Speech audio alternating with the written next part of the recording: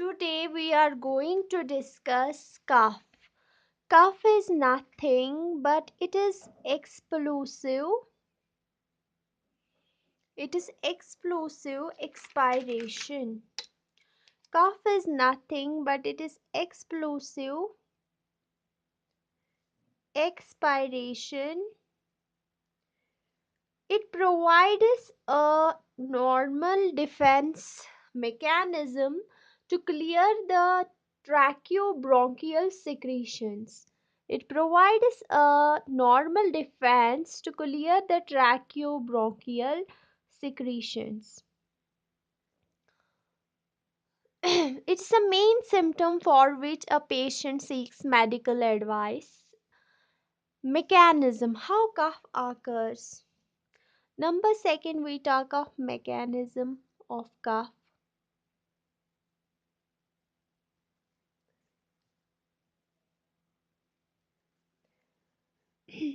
Coughing is initiated voluntary,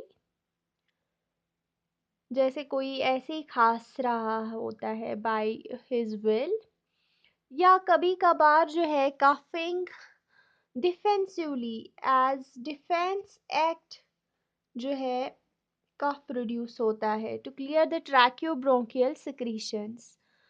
जो डिफेंसली कफ produce होता है इसमें बाज़ाब्ता तौर पर एफेरेंट पाथवेज रेस्पॉन्सिबल होती है और जो है इफेरेंट पाथवेज रेस्पॉन्सिबल होती है. अगर हम एफेरेंट फाइबर्स की बात करेंगे, वो सारे रिसेप्टर जो ट्रैकियोब्रोंकियल ट्री में होती है, वो सारे रिसेप्टर्स जो ट्रैकियोब्रोंकियल ट्री में होते हैं, वो सारे रिसेप्टर्स फर्स्टली आते हैं. फर्स्टली ये रिसेप्टर्स कनेक्टेड रहते हैं, इनका कनेक्शन रहता है ग्लासोफेरेंजियल नर्व के साथ. इन नर्व फाइबर्स का कनेक्शन रहता है वैगस के साथ. इन नर्व फाइबर्स का कनेक्शन रहता है सुपीरियर लेरेंजियल नर्व के साथ.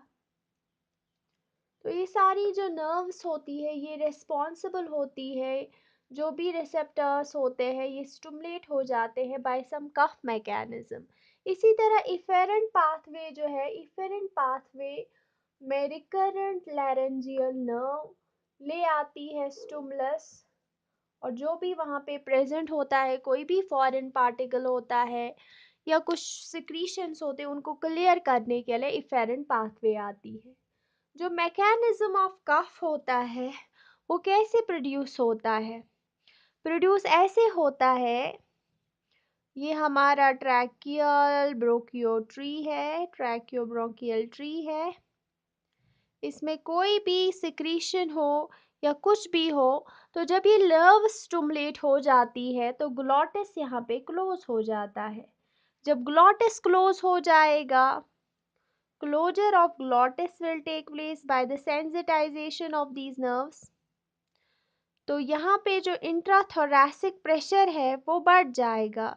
इंट्राथोरैसिक प्रेशर जो है वो इंक्रीज हो जाएगा. पहले डीप इंस्पायरेशन होती है, डीप इंस्पायरेशन के बाद क्लोजर हो जाता है ग्लॉटिस का. जब क्लोज हो जाता है ग्लॉटिस तो इंट्राथोरैसिक प्रेशर बढ़ जाता है. यहाँ से डायफ्राम भी रिलैक्स हो जा है. तो पहले डीप इंस्पायरेशन होती है, क्लोजर ऑफ ग्लॉटिस के बाद ट्रैकियो जो इंट्राथोरैसिक प्रेशर है वो बढ़ जाएगा. जब वो बढ़ जाएगा तो एक टेंडेंसी रहेगी यार की कि एक्सप्लोसिव एक्सपायरेशन होने की. तो फिर उसके बाद एक्सप्लोसिव एक्सपायरेशन होती है जिसको आप कफ नाम देते हैं. यही है मैकेनिज्म के कफ कैसे प्रोड्यूस होता है. It is nothing but it is a reflex acted in which what happens after deep inspiration, closure of glottis take place. This closure of glottis causes the intrathoracic pressure to get increased. जब वो increase बढ़ जाता है तो एक tendency रहती है, natural tendency की जो भी अंदर है उसको बाहर फेंका जाए, तो एक एक्सप्लोसिव नेचर का मिलता है. अब हम एटियोलॉजी को डिस्कस करेंगे कि जो कफ है उसका कॉजेटिव ऑर्गेनिज्म कौन है, उसको जो है कफ किस वजह से हो सकती है। जो कफ है उसकी ईटियोलॉजी क्या है। वैरायटी ऑफ फैक्टर्स इन्वॉल्व होते हैं कफ में, जैसे एक्सोजीनियस सबस्टेंसेस कुछ इन्वॉल्व होते हैं और कुछ एंडोजीनियस सबस्टेंसेस इन्वॉल्व होते हैं।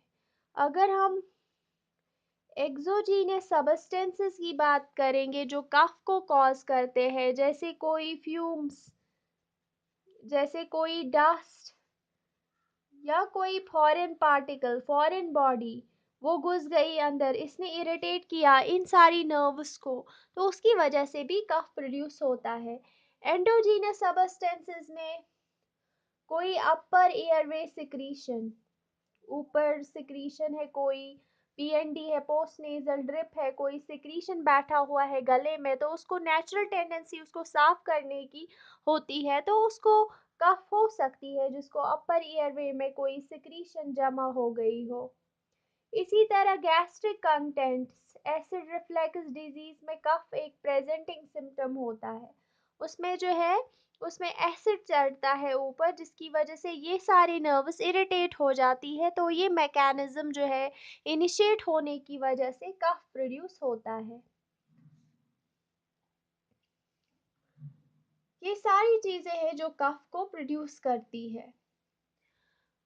या कोई डिसऑर्डर होगा एयरवे में कोई कॉन्स्ट्रिक्शन होगी, कोई इन्फ्लेमेशन होगी, कोई इन्फ्लेमेशन होगी एयरवे में, या कोई इन्फिल्ट्रेशन होगी, कोई भी सिक्रीशन ज़्यादा निकलते होंगे, उसकी वजह से कफ होता है। या कभी कभार क्या होता है, कभी कभार कॉम्प्रेशन ऑफ एयरवेज, एयरवेज की कॉम्प्रेशन की वजह से, जिससे रिकरेंट लैरेंजियल नर्व कंप्रेस हो जाएगी, उसकी वजह से भी कफ होती है। तो डेफिनेटली कोई चीज़ होता है, कोई स्टिमुलस होता है, जो मैंने डिस्कस किया कि exogenous factors will be there, या एडिशनली एंडोजीनस फैक्टर्स होते हैं जो कफ के लिए रेस्पॉन्सिबल है। अब मैं टाइप्स ऑफ कफ को थोड़ा डिस्क्राइब करूंगी कि किस डिसीज में कौन सी कफ होगी। टाइप्स ऑफ कफ को हम डिस्कस करेंगे। बहुत सारी कफ्स होती है, जैसे हम पहले बात करेंगे ड्राई कफ होती है, इसी तरह प्रोडक्टिव कफ होती है,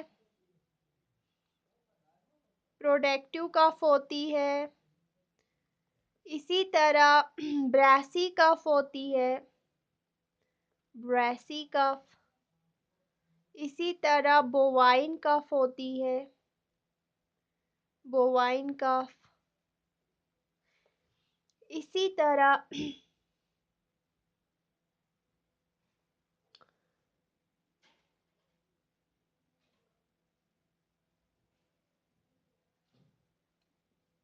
नॉक्टर्नल कफ होती।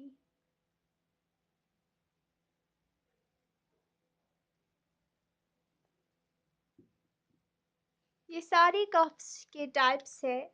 जैसे ड्राई कफ जो है, पिल्यूरा में कोई प्रॉब्लम हो गई, पिल्यूरेटिक डिजीज में ड्राई कफ होती है, पिल्यूलर डिसऑर्डर्स में, जैसे पिल्यूराइट्स वगैरह में, इसमें ड्राई कफ हो सकती। या इंटरस्टिशियल लंग डिजीज में, इंटरस्टिशियल न्यूमोकोनियोसिस जो है, सिलिकोसिस, एस्बेस्टोसिस है, इन सब में ड्राई कफ होता है।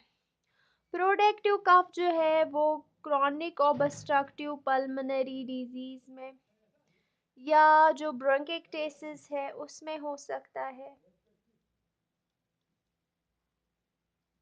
ब्रासी कफ जो है, जो कफ जिसका एक मेटालिक नेचर हो, जो कि कोई नियोप्लाज्म होगा जिसने कॉम्प्रेस किया होगा, इसका मेटालिक साउंड होता है, जो कि रिकरेंट लैरेंजियल नर्व को जो है कॉम्प्रेस करने की वजह से होती है। इसका मेटालिक नेचर होता है। इंट्राथोरैसिक स्पेस ऑक्यूपाइंग लीजन की वजह से ये कफ होती है, ब्रासी कफ।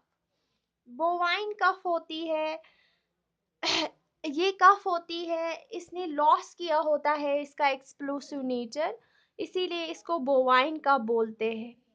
बोवाइन कफ किन कंडीशंस में देखी गई है, जैसे रिकरेंट लेरेंजियल नर्व जो है वहां पे लेरेंक्स का ट्यूमर हो, तो ट्यूमर की वजह से जो रिकरेंट लेरेंजियल नर्व है वो कंप्रेस हो जाएगी, तो वो नॉक ये बोवाइन कफ प्रेजेंट कर सकती है। इसी तरह एक और का नॉक्टर्नल का एस्मा, सीओपीडी, क्रॉनिक ब्रोंकाइटिस,